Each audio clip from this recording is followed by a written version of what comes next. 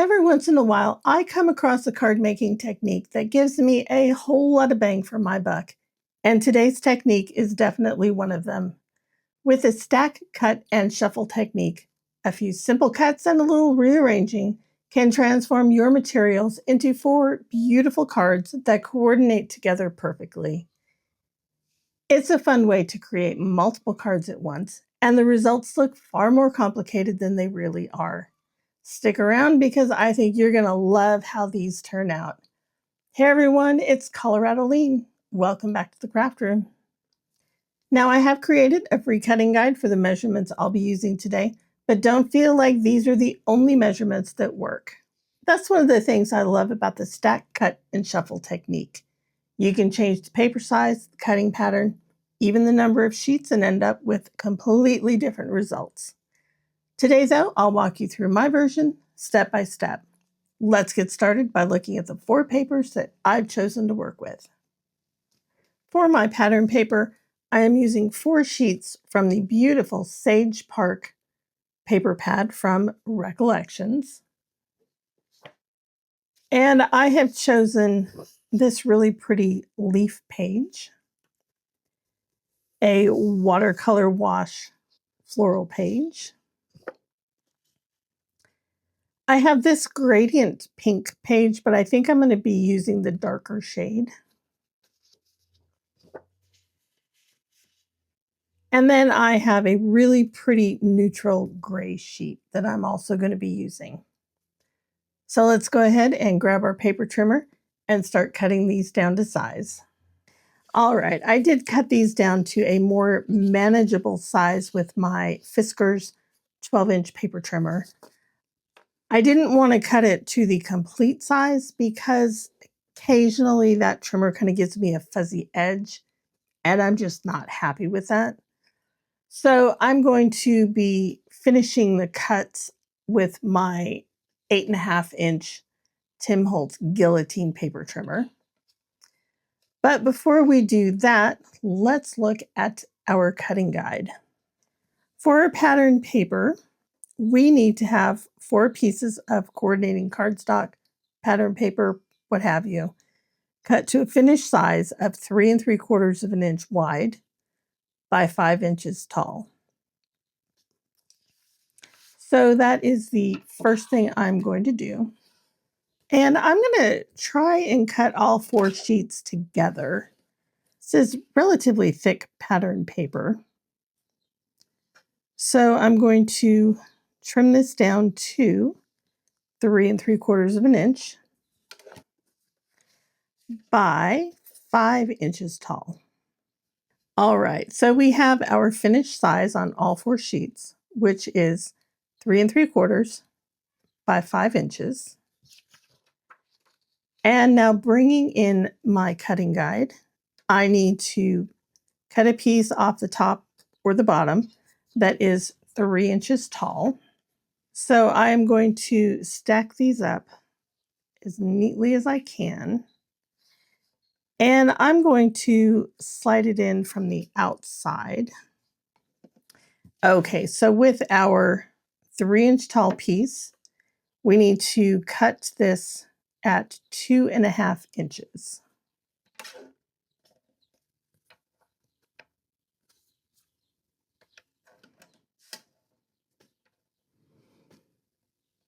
So now we have our last piece, which is 2 inches tall. So we need to cut that at 1 3/4 of an inch. So again, I'm going to line this up and slip it in from the outside and then cut that at 1 3/4. So now what we have 4 pieces of pattern paper that are 2.5 by 3, 1 1/4 by 3, 1 3/4 by 2, and 2-inch by 2-inch. Now that we've stacked our pattern paper and cut our pattern paper, it's time to shuffle our pattern paper. I'm going to leave this first stack alone. For the second stack, I'm going to take the top piece of pattern paper and shuffle that to the back. For the next stack, I'm going to shuffle 2 pieces of pattern paper to the back.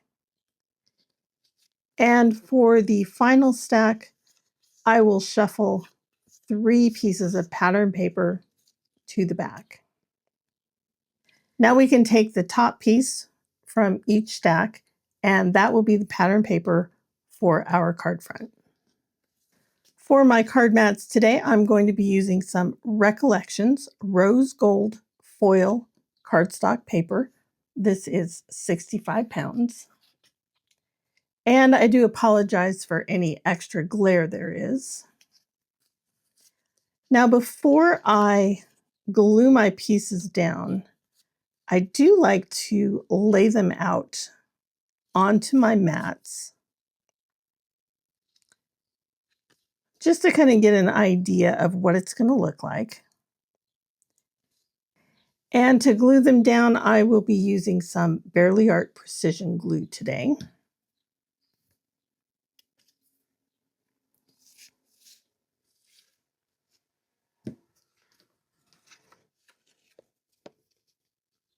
I have some sample cards that I'm going to show at the end of the video. And when I put those together, I always put this long piece in here, and I could never get that straight. So I'm going to put in my smaller pieces first. And I finally refilled my glue bottle, so it is leaking out everywhere right now.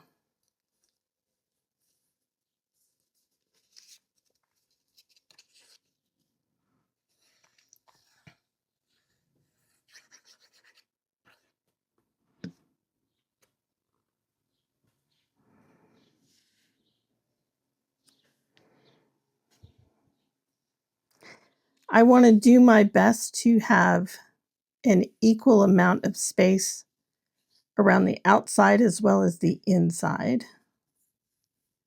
Although if it's not perfect, that is fine. Now I do have a lot more glue on here than I typically do because my bottle is leaking all over.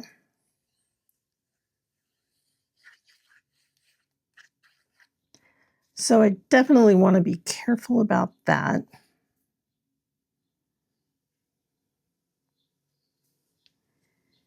And there is our first card front. So I'm going to go ahead and glue my other 3 card fronts together, and then I'll be right back with you. So here are my finished card fronts.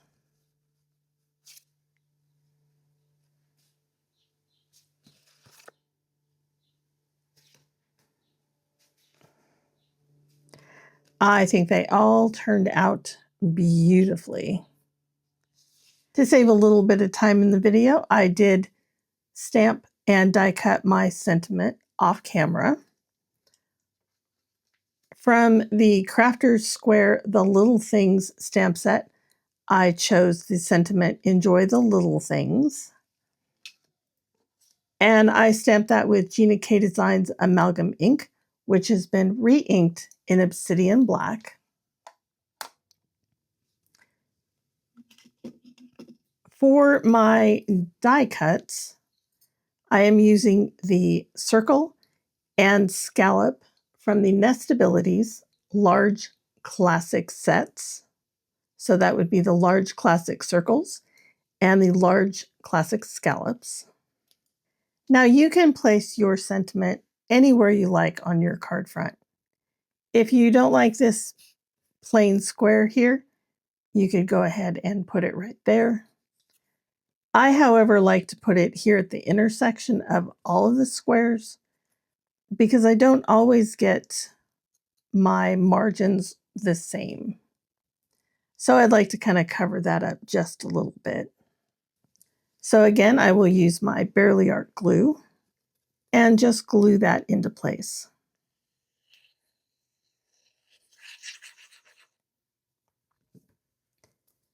Now, if you wanted to use some foam tape to pop this up a little bit, you could definitely do that, and it would look beautiful. Now that we have our sentiments on, the last thing we need to do is adhere the card front to our card base. And again, I am using a 110-pound Recollections card. It is 8.5 inches wide by 5.5 inches tall, and it is scored down the middle at 4.25 inches. Now, because my metallic card is a little bit warped, I am going to use some 1/4 inch score tape as well as my Barely Art glue to adhere these down. I absolutely love how these cards came together. The stack, cut, and shuffle technique is such a fun way to create multiple cards at once, and I think the finished cards look way more intricate than the process itself. What I especially love about this set is the cards coordinate beautifully together. You could package all 4 as a thoughtful handmade gift or send them individually to friends and loved ones throughout the year. I created another set using paper from the Bella Bohemia paper pad, which gives this technique a completely different look. And with small scraps left over from the Winterberry Christmas paper pad from Hobby Lobby, I made an additional card, but this time I rounded the outside corners of my pattern paper, the matte layer, and the card base. It is a simple change, but it gives the design a slightly different feel and shows just how versatile this technique can be. If you'd like to recreate today's cards, don't forget to download the free PDF cutting guide linked down below, as well as over on the corresponding blog post at coloradolean.com. And while you're there, I encourage you to experiment with your own measurements, paper combinations, and cutting layouts. One of the best things about the stack, cut, and shuffle technique is that there are so many ways to make it your own. Now I'd love to hear from you. Have you tried this technique before? Or is this something you'd like to add to your card making lineup? Let me know in the comments. Thank you so much for spending some creative time with me today. If you enjoyed this project, I'd love it if you gave the video a thumbs up. And if you're new here, be sure to subscribe so you don't miss the next tutorial. I'll see you soon.